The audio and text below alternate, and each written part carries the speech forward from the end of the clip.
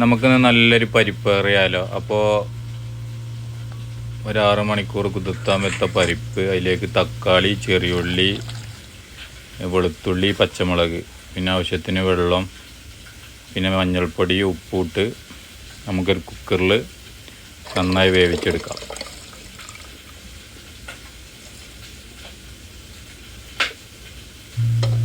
അപ്പോൾ എല്ലാവരും വീഡിയോ ഇഷ്ടപ്പെട്ടാൽ ഉണ്ടാക്കി നോക്കി അഭിപ്രായം പറയണം. പിന്നെ എല്ലാവരും ഉണ്ടാക്കി നോക്കണം. അപ്പോൾ അതിലേക്ക് നമുക്ക് തേങ്ങ അരപ്പ് ചേർക്കണം. അതിലേക്ക് ആവശ്യത്തിന് തേങ്ങയും ചെറിയ ഉള്ളിയും പിന്നെ ലേശം ജീരകവും മഞ്ഞൾപ്പൊടി ഇട്ട് നന്നായി അരച്ചെടുക്കണം. എന്നിട്ട് നമുക്ക് ആദ്യം ഒരു സ്പൂണ് നെയ്യ്, പിന്നെ ആവശ്യത്തിനുള്ള കടുക്, പിന്നെ ചെറിയുള്ളി,